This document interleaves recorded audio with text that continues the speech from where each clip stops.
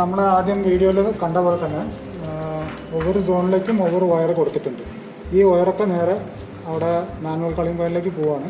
അവിടുന്ന് റിട്ടേൺ വരുന്ന വയറൊക്കെ ഈ എർത്തിലേക്ക് വരികയാണ്. ഇപ്പോൾ ഗ്രൗണ്ട് കൊടുത്തിരിക്കുകയാണ്. ഇപ്പോൾ zone 1 ground floor, zone 2 first floor, second floor, അങ്ങനെ 5 ഫ്ലോറിലേക്ക് കൊടുത്തിട്ടുണ്ട്. ഹൂട്ടറിൻ്റെ കണക്ഷൻ ഇവിടെ സെപ്പറേറ്റ് ആയിട്ട് കൊടുത്തിട്ടുണ്ട്. അതുപോലെ മെയിൻ ഇതിലേക്ക് കൊടുത്തിട്ടുണ്ട്. ബാറ്ററി നമ്മൾ സർവീസ് ചെയ്യാൻ വേണ്ടി കൊണ്ടുപോകണമെന്നുണ്ട്. ഇപ്പോൾ നമ്മൾ ബാറ്ററി കണക്ഷൻ കൊടുത്തിട്ടില്ല. ബാക്കിയൊക്കെ ഓക്കെയാണ്. അപ്പോൾ നമ്മളിത് ചെക്ക് ചെയ്യാൻ പോവുകയാണ്. ഇപ്പോൾ സ്വിച്ച് ഓൺ ചെയ്യാൻ പോവുകയാണ്.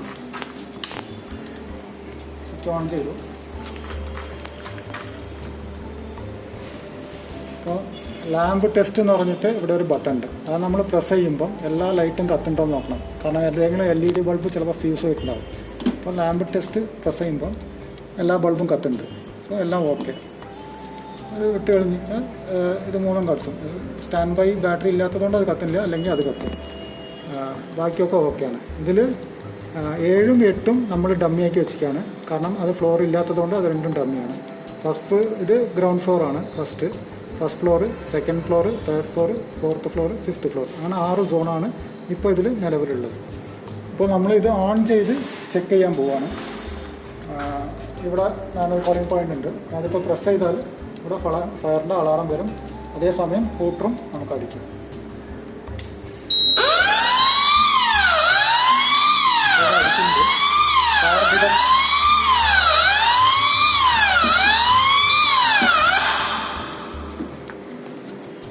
ഇതിപ്പോൾ അടിക്കുന്നുണ്ട്. സൗണ്ട് ഞാൻ സൈലൻ്റ് ആക്കി വെച്ചിരിക്കുകയാണ്.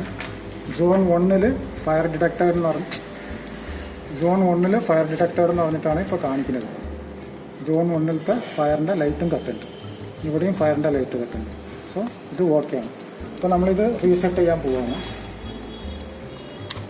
റീസെറ്റ് ചെയ്യുമ്പം ഇത് എടുത്തിട്ട് ഒന്നും കൂടെ ബട്ടൺ പ്രസ് ചെയ്ത് വയ്ക്കുക. അപ്പോൾ ഇത് റീസെറ്റായി.